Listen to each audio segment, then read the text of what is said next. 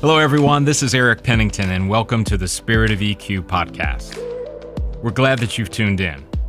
A few things we wanted to tell you at the beginning of the show, and that's this podcast was created to be a tool to help you, primarily to discover and grow your EQ. Science and our own lived experiences confirm that the better we are at managing our emotions, the better we're going to be at making decisions, which leads to a better life. And that's something we all want. We're glad that you've taken out the time today to listen and hope that something that you hear will lead to a breakthrough. Hey, one last thing. We'd really appreciate a review on whichever platform you use to listen. And if you want to, leave some comments about what you heard today, as well as follow and subscribe. That way you won't miss a single episode as we continue this journey. And with that, the show begins. Nikki Liebowitz. Eric Pennington. Always It's good to see you again. Always a treat to be with you, friend. Wow, my gosh. I'm going back in my memory banks. I'm thinking, is this the third time we've had you on the show? It's the third time. Yeah, this is great. Hopefully this time I can get it right. Oh, well, no, I won't put that pressure on you. However, for our audience, and I probably haven't verbalized this directly to you, and I certainly haven't done it on the show. One of the reasons why I'm glad that you come back is because the healthcare system that we are inside of the United States, though it is probably one of the most, if not the most advanced medicine, healthcare, whatever you want to use to describe it, we should be much further along, I think. And I don't think that's necessarily just confined to, finding a cure or introducing a new pharmaceutical, but it's that patient-doctor relationship. And what I consider to be, and I'm sure we'll talk about it a little bit today. I know we talked about it before we recorded about the business model way of running healthcare versus what once was, it was all centered around a doctor-patient kind of concept. But you've got some great insights. I know you've got a new book that's going to be released here soon in October. And I just really want to start today by digging in maybe from the perspective of, so what do you think is the state of the healthcare system that we're in today? And again, I won't ask you to confine it to, are there new drugs on the horizon or whatnot, but think of it in terms of as physicians and patients and maybe what's missing and quite frankly, maybe what's good. Yeah, well, there's a lot to unpack there, but Yeah. maybe let's start on the upbeat, and that Okay. is if you ever had to practice medicine, this is the year to do it. And the reason why I say that is because every year, and I could say it every year going forward, the diagnostics and the treatments are better than the year before. And Mm. as an endocrinologist and a diabetes doctor, and I could certainly say without question that the treatments and diagnostics that we have now are better this year than they were last year, and next year they're going to be better than they are this year. So Wow. the modalities that we have with insulin pumps and continuous glucose monitors, as an example, have transformed the practice of endocrinology and diabetes. And you could say that with many fields, surgical fields, and their surgical techniques, and you could say that with oncology patients with cancer and Mhm. all the new treatments that are amazing in so many different ways and have helped so many different people. So in that regard, it's a wonderful time to be practicing medicine, and next year will be better than this year. So that's awesome. Mhm. On the other side, the thing that concerns me the most is that we might have lost, as we advance the technologies, we might have lost some of that ability to really connect with people. And uh, I've been doing this for 40 years, and I still believe that what people need the most is feeling cared for. Mhm. People need to feel seen, understood, heard, valued, and appreciated. That's what they want. So you could have all the best technologies, all the best treatments, but if a patient doesn't feel connected with you, doesn't feel cared for by you, doesn't feel that trust, they might not be willing to pursue those treatments that might be being offered because the trust is fundamental, it's foundational, and people need to feel cared for. And I give you many examples of situations that I've experienced personally and my families where people have been seen by wonderfully skilled clinicians, but have not accepted the offering of the treatments because they didn't have that connection and they didn't feel that trust. You know, it's interesting when you say that too. Randomly, I was in a hospital system lab and getting blood work done, and I always do this. You know, I'll strike up a conversation. You know, how's your day going? You know, and then it leads to blah blah blah. But this particular time, um, the lady somehow we got on the topic of good doctors versus bad doctors, that kind of thing. And I know that's kind of relative, because perception and experience can vary. But she mentioned that she had been diagnosed with breast cancer, and she had gone to a large cancer care system, I guess if I can call it that. And the oncologist was pretty much, you're going to do these three things, and that's the end of the story. And have a nice day. I'll see you next week, and they'll get you scheduled. And she was still in kind of a bit of a shock with the diagnosis and, you know, the things that every human being would experience, right? Am I gonna live to see my grandkids? Does this mean death? I mean, all that kind of, and then you got a physician that pretty much has dismissed and gone to, this is how we're going to do it. This is the way. Goodbye. She had sort of that something in her that said that I don't feel comfortable. So she decided to look for another oncologist in another system. And it was night and day.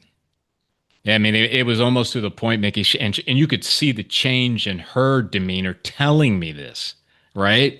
So you and I have had many conversations about emotions and EQ and what impact, right? But it was clear to me that this particular physician's emotional intelligence was so high that this woman, she was expressing hope, she was expressing connection, and quite frankly, adherence to what was going to be asked of her, and confidence. Right now, and you know this, Mickey, that physician didn't guarantee her anything, didn't make any promises, couldn't. I mean, there's no way. But what he could do, and he did it so well, was he did exactly as you described there at the end of your answer. So I wanted to bring that out to you, say, hey, you're right. It's out there. It lives. Yeah, what a difference an individual can make for another individual. So we've had a recent experience with my granddaughter who had a fractured ankle. She's a dancer, and so she fractured her ankle. Hmm. And we went to a very reputable pediatric orthopedic surgeon. And I went to the office visit with my daughter and my granddaughter, and the orthopedic surgeon, I could tell right from the beginning, he was going to be very transactional in his Mm. approach. And how could I tell? Well, he walked in, he happened to be a gentleman, and he shook our hand. But as he shook our hand, he wasn't looking at us. He wasn't making that eye contact, and Mm. he was really, frankly, looking at his computer on his desk and sitting down and in a very transactional way describing what the situation was and the treatment management. And they were all legitimate diagnosis and treatment options. Right. My daughter and I walked out and we said, something's missing there. So she, who's a pit bull, finds another pediatric orthopedic surgeon, and this time it happened to be a woman. And by the way, no disrespect to men, but women in general tend to have higher emotional intelligence than men. Not That's to been my experience as well. Well, that's what the literature says also. Not to say that, I mean, emotional intelligence is a competency, it's learnable. So anybody Sure. can learn it, whether you're a Yeah. man or a woman. But Hmm. just for this particular situation, it happened to be a woman, an orthopedic surgeon. And when she walked in, completely different scenario, just like you described, eye contact, a caring, touch, a generous listening, listening with curiosity, listening with for content, intent, and emotion, trying to pick up, what the disappointment was that my granddaughter would have to stop dancing for a period of time, and she could Yeah. really be empathic, put herself in our shoes, and uh, and in the same amount. This is the most interesting thing to me. In the same amount of time as the first orthopedic surgeon, she was able to connect with us, give us the same treatment plan and diagnose and treatment plan, and we walked out totally satisfied compared to the first experience. You And stole my thought there, Mickey, because I'm thinking to myself, equal amount of time spent. But equal amount of time. yeah, that is so amazing to me.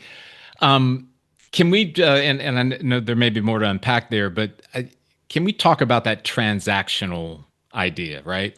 Because when I think of a transaction, and it's just in my head, I think of you're at the grocery store, there are two people in front of you, the person, the second person, and then you're next, and they scan your items. It's this amount of money. You pull out your credit card to pay and stuff, and then there's three people behind you, and it's just a constant flow. There's really no, I mean, it's just is that kind of where we're going with this? I mean, is when you talk about transactional? Yeah, it's a so again, I've been doing it for a long time, and when I think about the practice of medicine, I always think back of like, why did I choose medicine to begin with? Sure. And my own personal mission statement then, and frankly, has carried me through my adult life, goes back to a Hebrew saying called Tikkun Olam.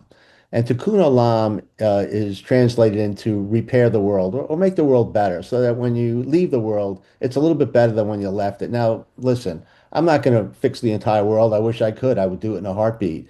Yeah. But I chose medicine because I thought that caring for other people, especially at the most vulnerable time, would be my way to repair the world. Wow.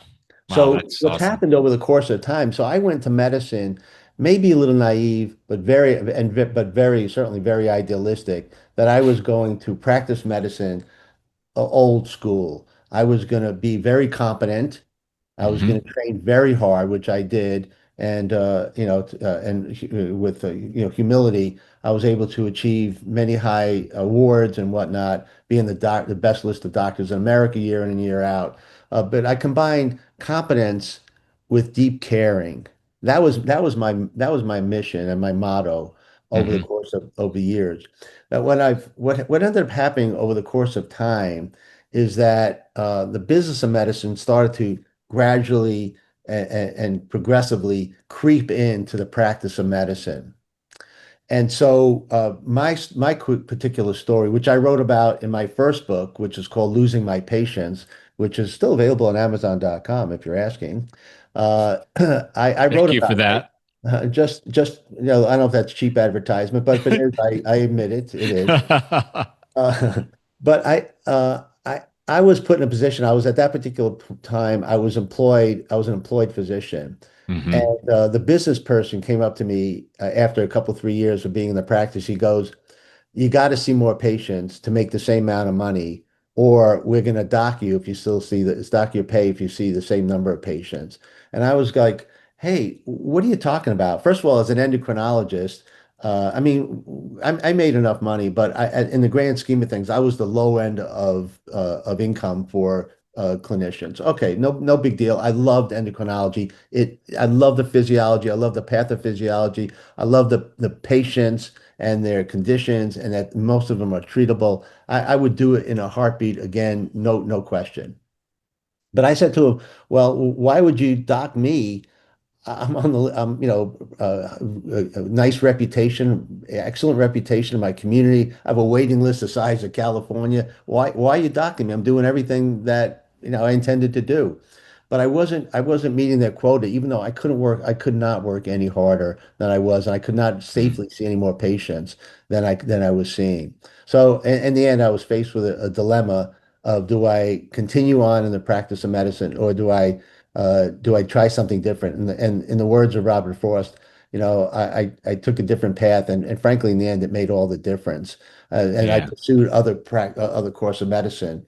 Um, and but that's to me, that was the beginning of being faced with medicine being a transactional experience. And Mm. I didn't want to succumb to that. And so I left that particular place where I was practicing medicine, and I continue to practice medicine, but more along my own terms going Yeah. forward. So when before we were recording, I was mentioning to you that, in the area I live, there are very few private practices anymore.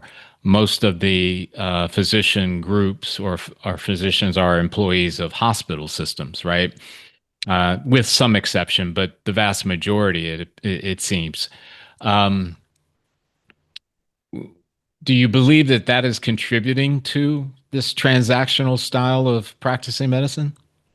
I do. Unfortunately, there has been the continued shift, and it's a little disappointing because I was very encouraged back when the Affordable Care Act came into being around 2010 or so, and there was a shift from volume to value, from quantity to quality. In fact, for 7 years, I was a senior medical quality director at a hospital, which I thoroughly enjoyed that position because it gave me an opportunity to put in systems that could enhance the safety of our patients and make our hospital more efficient and even more cost effective. So but that was my goal at that particular time, is to do all that. Hmm. But over the course of these last many years, this business model has, I think, at least in part, overtaken, except for fewer situations where you still can get somebody who is deeply caring, who's in it for the patient uh, clinician relationship, as So, opposed to Mickey, just being in it for, I gotta, see as many patients as I yeah, can, and move them through the system. And I don't think, listen, I know clinicians. I've been around them for a long time. I know nurses. I've been around them for a long time. And they are some of the smartest, most amazing people that I've ever yeah. met. But I think the system doesn't allow them necessarily, or easily allow them, to be able to practice the way that they might have initially intended to practice, with this You know care what's and interesting confidence. that you say that because, one of the competencies in our EQ model, of which you are a practitioner of as well, is optimism, right? And I always use that when I'm giving a talk or, just even one-on-one with folks, is that optimism is a key component to innovation, right? And as much as it may sound to our audience that, we're talking about, how bad it is, and it is to a degree, I get it. And you were great in mentioning the upside side of the equation, the positive. But maybe some of this transactional business oriented approach is going to birth some of that innovation, right? That maybe there's a group of doctors out there who are saying, the only way we're going to be able to practice medicine in a way that benefits the patient is if we do, and then fill in the blank with whatever that innovation may be. And I get it. That might require that they make less money for 5 years or so, or they may have to, you know, gather up an investor from the private sector, whatever you might to use. But I guess what I'm seeing, Mickey, is the possibility that maybe the resistance and the opposition is going to create some needed innovation, right? Because what I was about ready to say to you as you were talking is, you might, I don't know how prevalent it is where you're at, but here there's this idea of the concierge doctor, right? and they operate outside of the insurance world. They don't accept insurance, and it's like a subscription model. A great example would be you pay me $125 a month, and then you can see me as often as you need. Your appointments, you can get in whenever you want. Um, and again, they still can prescribe and they still can order tests and things of that nature, which would more than likely be covered by insurance. But as far as the work that you do with that physician, it's called concierge, right? And I think to myself, I go, that could be something of possibility. But I also realize there's the financial thing, right? Getting it up off of the ground, the investment that you have to make into all of those things. So, as you're talking about that, I think there's that glimmer of optimism I have that maybe some of this will lead to some innovation, even beyond a concierge type of program. Yeah. Well, you raise an interesting point as usual, Eric. And the thing is the concierge practice, and I was considering that when I left my practice back in 2009 or Hmm. 2007 I left and the book came out in 2009. But I Yeah. considered being a concierge doctor and I think it would have been very successful. My issue with that was that I would be limiting my practice Yeah. to only those who could pay. And Yep. that was to me at that particular time it didn't sit well. And I wanted to be Sure. available to anybody who wanted and who needed the type of care that I could deliver, care and caring that I could Yeah. deliver. So I at that particular time I was against it. But you're right, it's an outgrowth of the current systems. And these are and many of the physicians and clinicians that have started these concierge types of boutique practices have said, you know what, the system isn't working for me. I still want to practice medicine, but I want to be able to practice it on my own terms. I want to be Yeah. able to give that competent care, and I also want to give the caring care that people really desire. So that has been an outgrowth. One of the things that is also an option, an opportunity potentially in the future, since you raise optimism, is artificial intelligence. And can artificial intelligence in some way make allow the clinicians to be able to focus more on the patient and less on their computers and all Mm. the information that they are constantly inputting or receiving from there. As an example, and it's still in the early phase, so I don't want to say it's a panacea, but Right. there are these AI apps, if you will, that will record the interaction between the patient and the clinician and then generate a note at the end.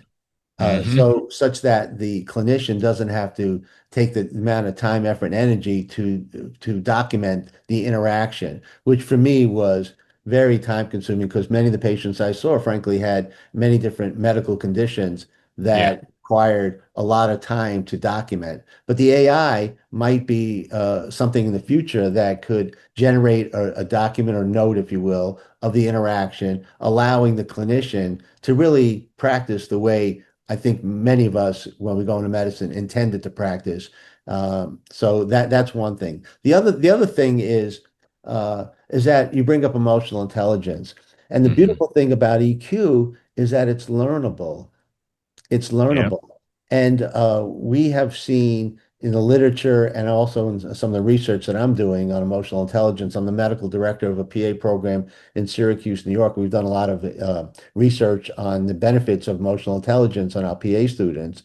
But the benefits of EQ lead to greater success not only in life in general by being able to make better decisions, be more effective, being able to develop, maintain relationships, having greater quality of life, being accomplished and feeling satisfied with the accomplishment, and well-being, having physical, emotional health and balance of life.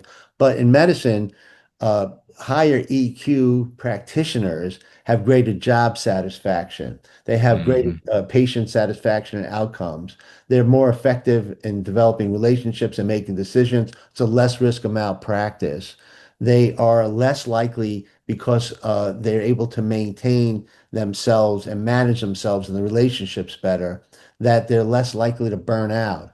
The current state of affairs in medicine in general and nursing also is that half the clinicians, half the nurses are burnt out, and the old joke is the other half just lie about it.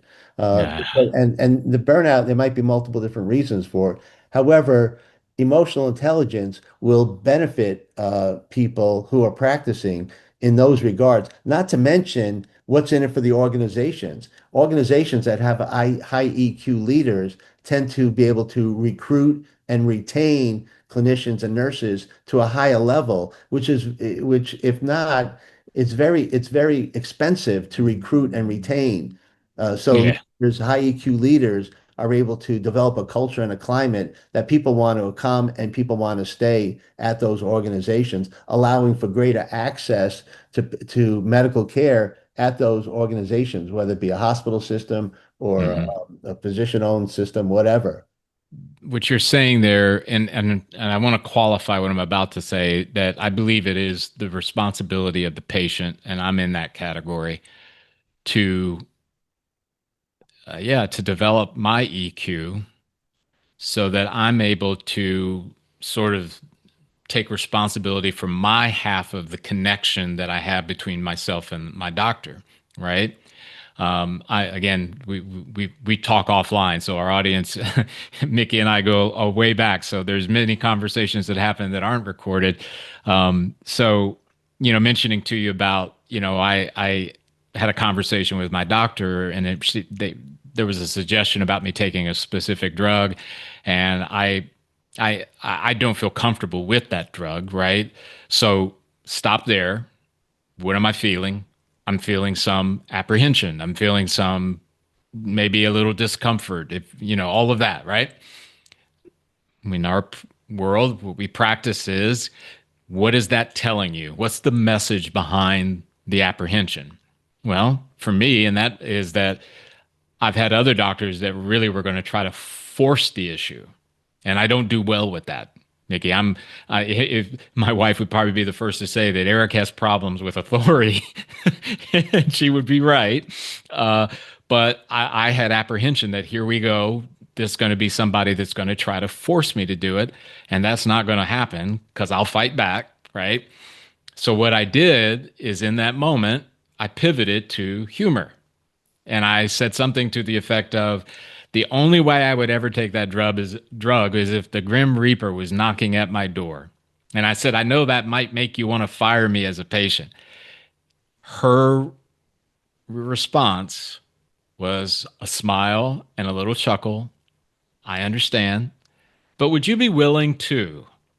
Now, see, though I can't say that everyone's experience should or would be like that, Mickey, I go, that to me is a two-way connection that is pretty solid, right? And I think, yes, as a patient, I got to be aware of that. But I also think that the emotional connection between the patient and the physician is so vitally important, because we could discuss all the times. I mean, you gave one a great example with your granddaughter. There was a very competent orthopedic surgeon, probably knew things inside and out, probably had multiple awards for the work, but could not do that vital thing, which is, how am I making this family feel? What would that little girl feel? What is she feeling right now, knowing that she's not going to be probably able to dance until next season? That has to be factored in. I mean, where would you go with that? Maybe that's a veiled way of me saying, how do we build that emotional connection even more so? Well, it goes back to the paradigm of emotional intelligence, and I know we're going to be eventually talking about my book called The EQ Prescription, Yeah. but in that book, I talk about what I think is a transformative novel concept called the emotional intelligence zone. Hmm. And there's really two different concepts that I combined into one. And both of the concepts are well known and well described. The one is emotional intelligence. And that was made famous by Pete Salve and John Mayer back in 1990, and then really brought to light by Daniel Goleman in 1995 in his book emotional intelligence, why it may matter more than IQ. Hmm. That emotional intelligence is well described. There's been many, many books written about it. But the other thing that I added was this concept called the zone, which was made famous by a woman and her group, Elaine Miller-Harris, who developed this trauma resilience model. And the zone is really just a visual of two horizontal lines. It's not very complicated at all. And when you're between those two lines, you're your best self. Now, naturally, things in life will narrow your zone, like not enough sleep or being hangry Right. or too much to do and not enough time to do it. And things in life will widen your zone, like getting a compliment or being well fed or having a good Hmm. night's sleep. Yep. So what I'm trying to say is that for the clinician, I think that they have to have some level of self-awareness. And if you're self-aware, then you'll know if you're in your zone, or you'll know if it's narrow or wide, or if you're Mm. bummed out for that matter. So emotional, I combine the two, and the first step is, okay, recognize the zone, but how do you know if you're in your zone or not? And that has to do with self-awareness. So the clinician needs to say, hey, right now, my zone is narrow because I'm being rushed, because I have a whole waiting room worth of people who still need to be seen. So I'm feeling a little rushed right now. So let me be self-aware about that. Let me be socially aware and recognize that Eric is not feeling comfortable with my recommendation to take this particular medication. And I could recognize that because I could see and I could hear what he's saying. And then based upon that, how am I going to manage myself as a clinician in that situation so that I can develop that relationship with Eric such that he would be willing to take this medication that I think will give him benefit. Yeah. So I think that this emotional intelligence zone, it would be perfect for that particular clinician to recognize all those particular elements when they are recommending a treatment. So as an example, one of the responses could be based upon what you said and what they saw, your body Hmm. language, your facial expression is help me understand what's your concern about that medication. Yeah. What are the barriers that are holding you back from taking that medication? Help me understand because I could see that you're not comfortable with my And you recommendation. you know what's interesting? And I'm sorry, Mickey, I'm interrupting you, but you number one, this is fabulous. This emotional intelligence zone, I could probably sit here with you for hours just listening to that, how it plays out. So what I'm thinking about is if I'm in her shoes, speaking about my interaction, and I go, okay, maybe this is the time for my consequential thinking.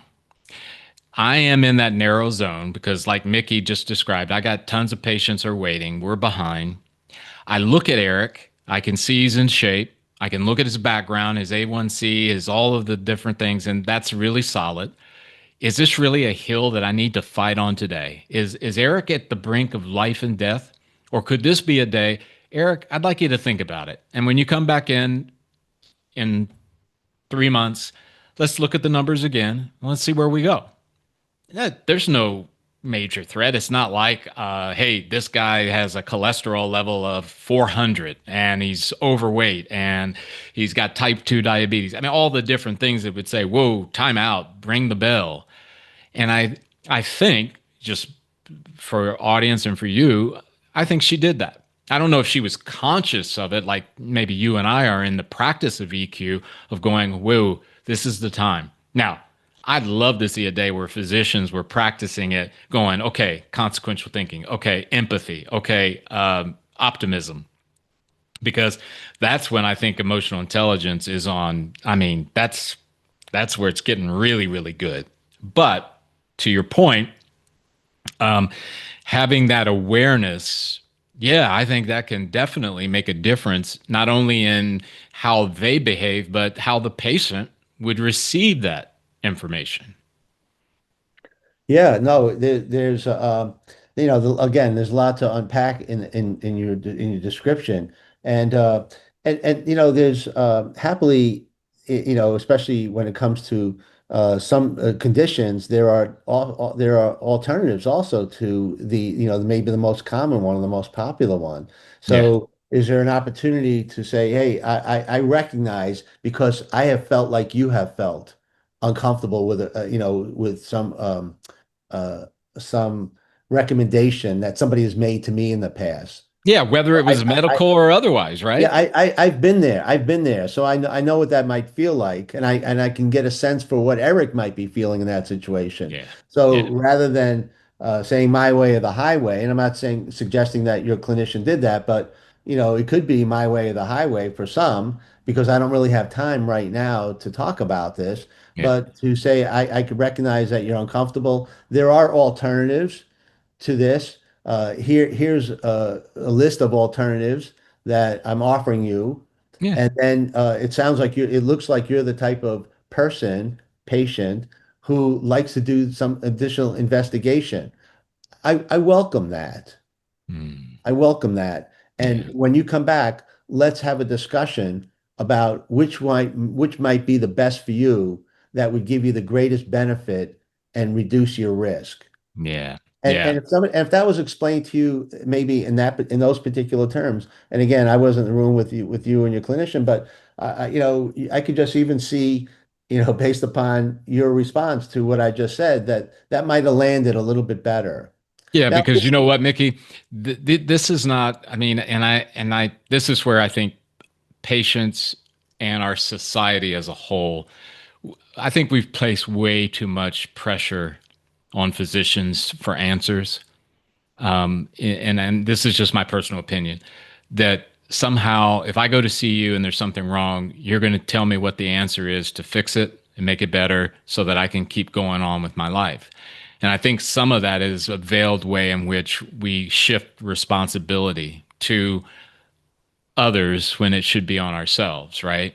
And I'm going in this direction because to say, you know, maybe this is not the right physician for you. Maybe it's not the right patient for you. And it doesn't have to be a contentious, angry split. It could just be it's just not a fit. And that's okay. I mean, I think about the work that we do. Not every customer was the right customer or right client, right? And again, I think if maybe we would take back some of the responsibility we have to manage our life, our lifestyle, right? And then recognize that maybe this particular clinician is not going to give me the answer in 10 minutes. It might be something that's going to need to be looked at further with nuance. Jeff, what is the SEQ development report? I'm glad you asked me that, Eric. The SEQ development report is something that we here at Spirit of EQ have developed to blend the idea of emotional intelligence with a person's spiritual life. And we're not talking about religion, we're talking about how they connect with themselves, other people, and the world around them. Why is it important? I think it's important because it allows someone to see where they stand, to give them information about maybe parts of their life they may need to work on, parts of their life that they're really doing well and learn to leverage it. And it just gives a person a better way of getting through the world. So how do you get this report? Well, first you need to contact us. Mm-hmm. Info at Spirit of EQ is just a great way to do it. Then you would take an assessment, 15, 20 minutes, done online. And then after that, the report requires a debrief to go through all the things in it because it's got a ton of information. And then if you want to further your journey, we can do coaching and things like that with you down the road. And that's basically it. Cool. Thanks, Jeff. And we'll be back to the episode after this. And now back to the episode. But let me pivot well, because, let me just before we move on from this, yeah, because you're bringing up another really important point about emotional intelligence. yep. And I talk about this. I give a lot happily. I've had the opportunity to give a lot of talks on EQ, and one of the things that I talk about when it comes to self-awareness and actually connects with social awareness is something called brain talents or brain preferences. Mm-hmm. And so this might sound crazy, and I'm making a little joke, but I tell my audience that, as it turns out, not everybody might think and the exact way that you think. So I've actually come up with the term, and I don't know if it's unique to me or but you have to be as a clinician a clinical chameleon, a Mm, clinical chameleon. That is to say that I need to adjust to you as the patient. So for some patients, if that I might need to say, this is what I think you need to do, and be very direct based upon their brain preferences and how they think about life. And they might just want to be told, do this, and the patient would say, yes, if you recommend it, I'll do it. But for other patients, I as a clinical chameleon need to recognize that Eric likes to think a little more broadly about his treatment options. He hmm. wants to have a little more control over what he puts in his body. And so I, as the clinical chameleon, needs to recognize that for you, I need to be different. I need to approach your case differently than for somebody else who just needs to be told, take this medicine, take it at 9 o'clock in the morning, take it with a full glass of water, and that's it. Yeah. For Yeah. others, that might not work. And my job is to figure out what will work. And I think that all goes back to EQ. Yeah. You hit it. Um, the reason why I said I have to pivot, Mickey, is because what always happens with you and I in our conversations, there's never enough time. But Uh, I want to shift and pivot, sort of in this last segment about your book. Um, I know you wrote the first one, which I think was phenomenal, and then the second one, you're. I don't necessarily think you're building upon what you wrote the first time around, but can you tell our audience a bit about what's the book about, and maybe what was motivating you to write this second one? Right. Well, I appreciate the opportunity to talk about that. Yep. The first book I wrote after I was just really disappointed about how medicine was being practiced, Hmm. and so I had high expectations, and I was disappointed, and I wrote the book to basically get it off my chest. I just wanted to let people know that the system was really beating down really good people who really were dedicated and committed to taking care of patients. And so I wrote the book, and but in the end, I really didn't have a good solution to how to manage the system. Hmm. And what I wrote in the last chapter, and maybe a little bit funny, maybe a little embarrassing, is I said, you have to put all the peas in the pod. And you go, what the heck does that mean? Well, as it turns out, all the players, and the book has a lot of sports metaphors in it, but all the players in the game start with the letter P. Everything from the practitioners, the physicians, to the patients, to the pharma, to the plaintiffs, to the payers, to the politicians. They all start with the letter P. So put them in a pod and don't let them out until they figure out what's best for most, recognizing that not everybody is going to get what they want. And that Yeah. was my solution. And I was like, that's weak. That's never Well, it going was to a happen. noble attempt. I will It's give a you noble that. attempt, but that wasn't going to happen. So for the Right. last many years, I've been thinking like, what is the solution? Right. Short of the people who oversee and have and administer the healthcare system, short of them changing it to make it more sustainable for really, really great people. I can't say enough about the people who are willing to commit their lives and dedicate their lives to helping other people at their most vulnerable time. As clinicians of all types, nurses who are amazing individuals, students in healthcare education programs. What is the solution short of all the administrative changing the system to make it more palatable and livable for all of my teammates? So a few years ago, a friend of mine talk to me about this emotional intelligence. I go, what is this emotional intelligence? So I started exploring it, and through the good work of 6 Seconds, which is an internationally known company that teaches and researches emotional intelligence, along with you, Eric, and that's where you and I met, Yeah. received and earned all these certifications in emotional intelligence as an assessor, practitioner, facilitator, brain preferences, and as a coach. And I was like, man, this is it. This is the answer. And the reason why it's the answer is because I can't, it comes down to this old riddle. What can I control and what can I control? And the answer is the only thing that I can really control is me. Mm.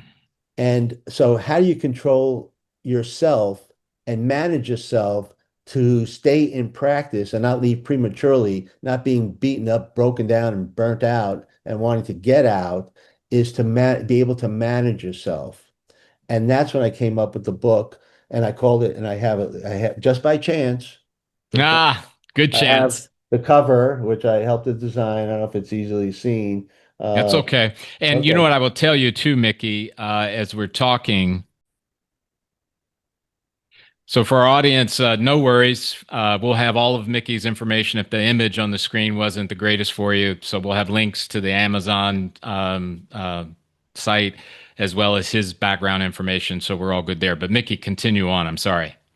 Yeah, so I thought that the best way to manage the system is to be able to manage yourself and get yourself through all these situations and that continually find us. I mean, practicing medicine is high pressure, and it's one thing to be able to get through your day when the waters are calm and the skies are blue and the stress is under control. But the reality is, in medicine, the waters are always rough, the skies are always stormy, and the stress is always high. So, Yeah. how do you manage yourself so that you're able to sustain yourself, sustain your practice, give the type of care that you really want to deliver and patients want to see? It really comes down to and that is, in order to give your best care and patients receive the best care that they would like, you have to be your best.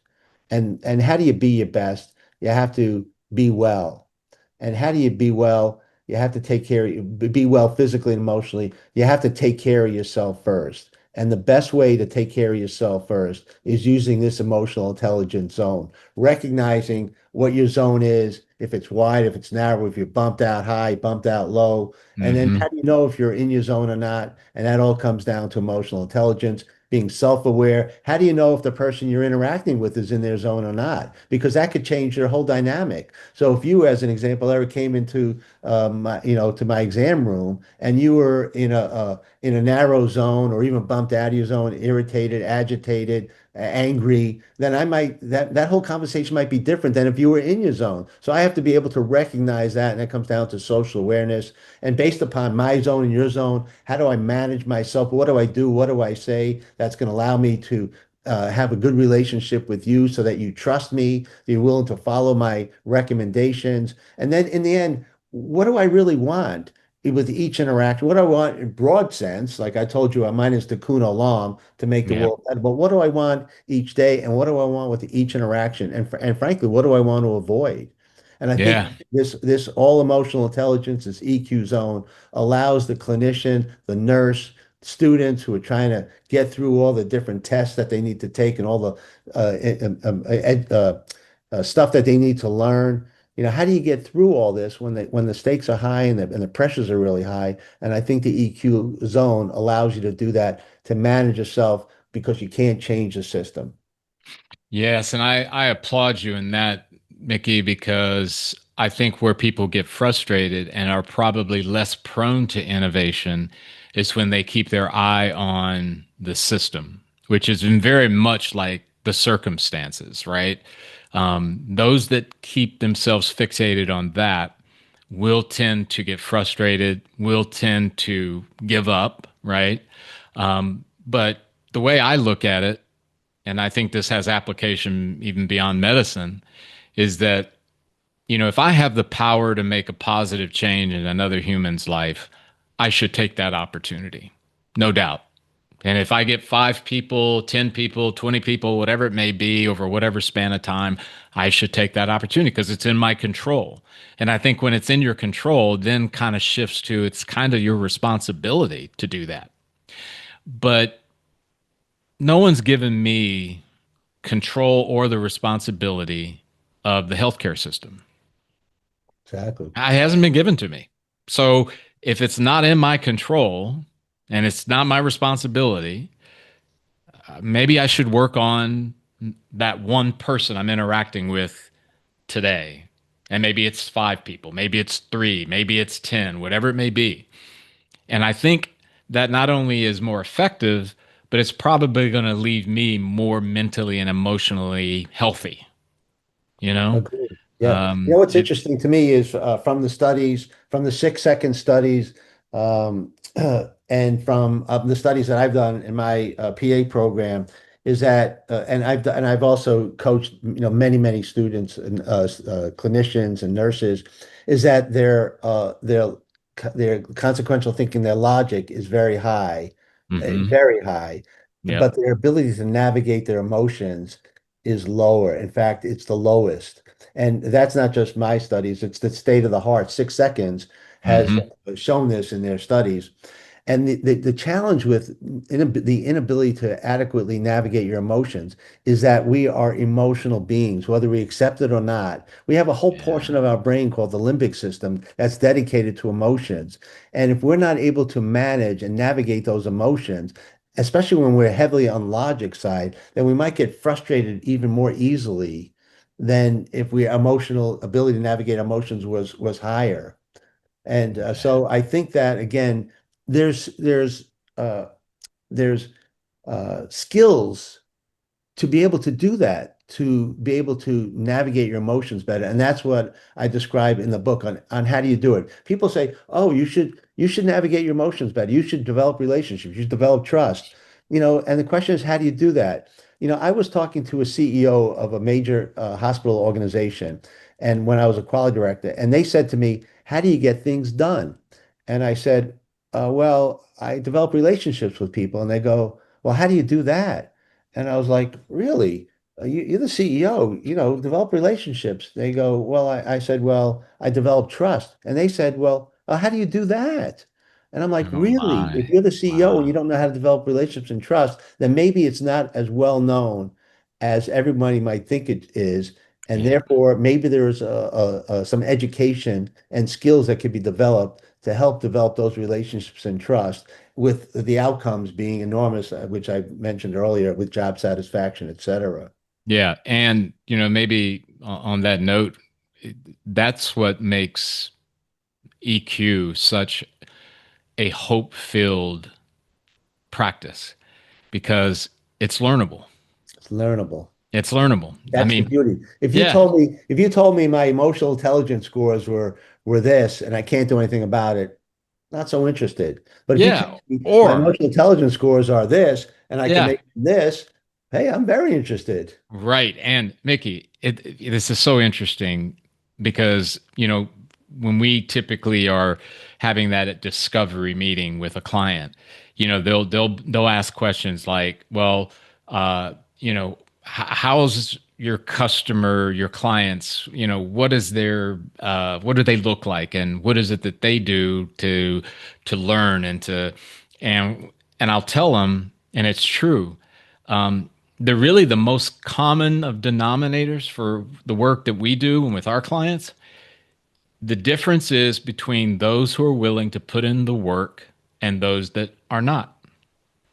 It's not education level, it's not money status, it's not job title, not education from a formal perspective, but it's the willingness. And I firmly believe give me the person who has limited fill in the blank resources, who's willing to show up every day and put in the work versus the most highly educated resources to the nth degree every day. Because that person that's willing to put in the work is going to get results. It reminds me, your comments remind me of another riddle, which is how many psychologists does it take to change a light bulb? And the answer is one, but the light bulb has to want to change. So, I always ask people, do you want to be that light bulb or not? Oh my And gosh. actually, and Einstein said one of the signs of great intelligence is the willingness to change. Yeah. Yeah. Wow. Mickey, I'm so glad that you decided to carve out some time for our show today. Oh, it's always oh, come on, Eric. I love talking. Let's keep going, man. Well, Why I stop know. now? But remember, I am not Joe Rogan, nor am I Andrew Huberman. So, having said that, what you've offered up is so great. And for our audience, you're all the information that you'll need from Mickey. I believe, and correct me if I'm wrong, Mickey, the book will be officially released on October 7th. Am I right in that?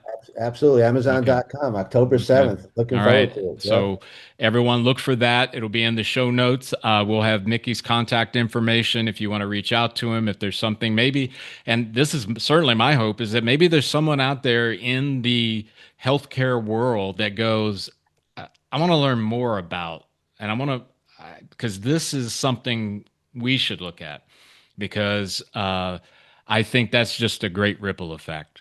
But with that, thank you again, Mickey. And for our Thanks, Eric. Thanks audience, for the opportunity. EQ4healthcare.com is my website.